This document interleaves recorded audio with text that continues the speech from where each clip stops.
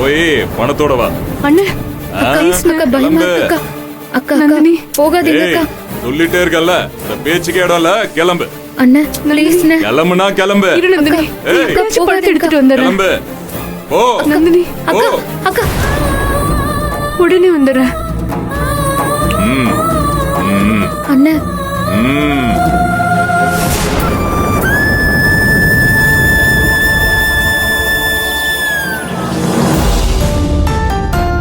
Surya, daddy. என்னடா ரொம்ப யோசிக்கிற? இல்ல டாடி, நந்தினி எவ்வளோ நல்லா சமைப்பான்னு உங்களுக்கும் தெரியும், எனக்கும் தெரியும். விஜயும் அப்படியே தான். இவங்க 2 பேருமே பொறுப்பான ஆளுங்க தான். அப்படி இருக்கும்போது எப்படி டாடி அவங்க தப்பா சமைச்சிருக்க முடியும்? வாய்ப்பில்லை தான். ஆனா என்னமோ ஒன்று தப்பா நடந்திருக்கு. இல்லைன்னா தப்பா புரிஞ்சுக்கிட்டு பேசுறாங்க. அவங்க 2 பேரும் சேர்ந்து சின்னதா ஏதோ ஒரு பிசினஸ் பண்றதுக்காக ஸ்டார்ட் பண்ணாங்க. இந்த பிரச்சனையால கண்டிப்பா அதுலயும் ஒரு சிக்கல் வருமே டாடி.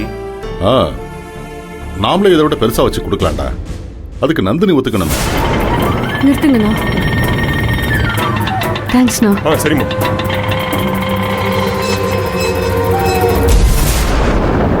அதுக்கு மட்டும் சான்ஸே இல்ல டாடி. அதான்டா நானும் சொல்றேன். நந்தினியோட பலம் பலவீனம் ரெண்டுமே இந்த பிடிவாதம் தான். அண்ணா சூர்யா அண்ணா. அண்ணா ஏய் அண்ணா, ஒரு விஜய், பெரிய பிரச்சனை. என்னாச்சு? ஆ? கொஞ்சம் வரீங்களா? விஜய்? ஏய் இரு இரு இரு, இரு. என்ன பதட்டமா ஓடி வர? என்னாச்சு? அண்ணா அது அவங்க பிடிச்சு வச்சிருக்காங்கண்ணா, விட மாட்டேங்கிறாங்கண்ணா. ஏய் பிடிச்சு இரு இரு இரு இரு. புடிச்சு வச்சிருக்காங்களா? தெளிவா சொல்லு. யார் யாரை புடிச்சு வச்சிருக்காங்க? அண்ணா நந்தினி தானா? ஆ? நந்தினி தங்கச்சிக்கு ஸ்கூல் ஃபீஸ் கட்டுறதுக்காக டெல்லிங்கிற ஒருத்தன் கிட்ட நந்தினி வட்டிக்கு கடன் வாங்கியிருந்தானா. அந்த ஆளு திடீர்னு எங்க 2 பேத்தையும் வர சொல்லியிருந்தான். நானும் நந்தினி அவன் வீட்டுக்கு போனா பணத்தை கொடுத்ததுக்கு அப்புறம் தான் அவளை விட முடியும்னு சொல்லிட்டு நந்தினி பிடிச்சு வச்சுட்டான்னா. எங்க இருக்க நந்தினி இப்போ? அங்க அவன் போலாம் வா. வீட்டுல. ஏய் டேய் சூர்யா, கொஞ்சம் இருடா. இதுல கோவத்தை காட்டுறது ரொம்ப ஈஸி. அவன் நோக்கமா அதுதான். கொஞ்சம் நிதானமா இரு. என்ன டாடி நிதானமா இருக்கவா? நந்தினியை புடிச்சு வச்சிருக்காங்க, பணம் கொடுக்காம விட மாட்டேன்னு. நீங்க நிதானமா இருக்க சொன்னா எப்படி டாடி? ஏய், உன்னை பயந்துகிட்டு சும்மா இருக்க சொல்லல.